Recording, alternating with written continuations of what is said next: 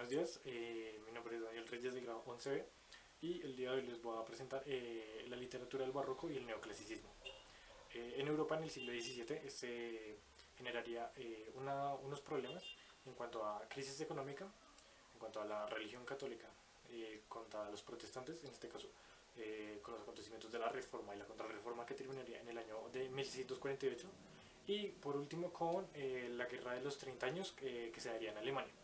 Esto generaría una crisis y un pesimismo en la sociedad actual de la época.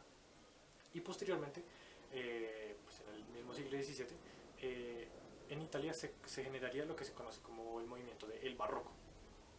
El barroco tenía una visión desengañada, escéptica y pesimista, que a su vez cuestionaba los pensamientos antropocéntricos del Renacimiento. El barroco se enfocaría principalmente en las áreas de la arquitectura, la música, la danza, eh, la escultura y la literatura. Y en este caso su temática, al ser un movimiento de alguna manera pesimista, contaría con las siguientes características. Una apariencia engañosa de las cosas, una fugacidad del tiempo y de la vida, una complejidad de incomprensión de la realidad o del mundo, un desengaño, un sueño, irracionalidad y la mitología, el carpe diem, que sería eh, como aprovechar el momento sin pensar en el futuro, y por último el amor no correspondido.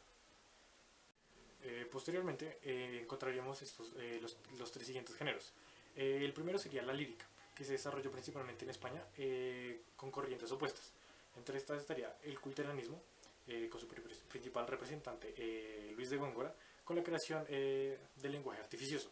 Y por otro lado el conceptismo, con su principal representante Francisco Quevedo, que se basaría en la asociación ingeniosa de las palabras y las ideas.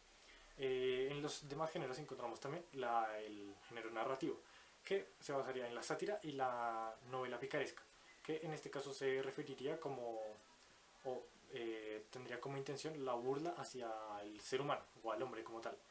Y por último encontramos al teatro, que simplemente buscaba una representación o un tipo de espectáculo.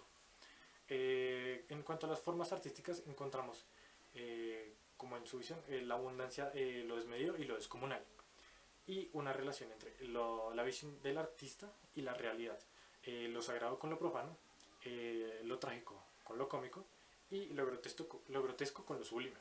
Todo esto refiriéndose como a un arte exagerado. Como principales representantes de la literatura del barroco encontraríamos a Miguel de Cervantes Saavedra con su principal obra del Don Quijote de la Mancha, Francisco Quevedo, Lope de Vega, Pedro Calderón de la Barca, Luis de Góngora y Argote.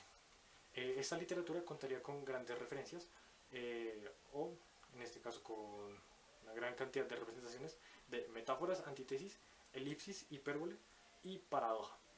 Posteriormente, en el siglo XVIII, se generaría una mejoría en la actividad económica de Europa, por lo que el Estado y la burguesía se verían sobreposicionados frente a lo que sería la Iglesia, que en el siglo anterior contaría con un papel más importante y que ahora se vería más reducido. En este caso, la mejoría económica llevaría al Estado a mejorar la vida del pueblo y de los individuos, pero claramente esto sin hacerlo sin su consentimiento. Por eso se generaría lo que se conoció como la Revolución Francesa en el año de 1789. En ese mismo año, o en esa misma época, se conocería el movimiento de la Ilustración, y desembocando de la Ilustración se generaría lo que se conoce como el neoclasicismo. El neoclasicismo se basaba en las formas clásicas de la antigüedad grecolatina y su objetivo era el de difundir ideas y conocimiento, por lo que estaba totalmente diferente al movimiento del barroco. Tenían un carácter filosófico, político, económico, social y cultural. Y en cuanto a sus géneros, encontramos el narrativo, con sus principales representaciones de el ensayo, la novela y la fábula. La lírica en este caso no se vería tan representada, por lo que no sería relevante o no sería importante para este movimiento. y el teatro con figuras representativas del movimiento, claramente refiriéndose a la antigua sociedad grecolatina. Y sus principales ideas, para finalizar, serían la idea de la libertad, la idea de patria, el heroísmo y el espíritu del sacrificio, rigor y autodominio. Eso sería todo y con esto finalizaríamos con la literatura del barroco y el neoclasicismo. Gracias.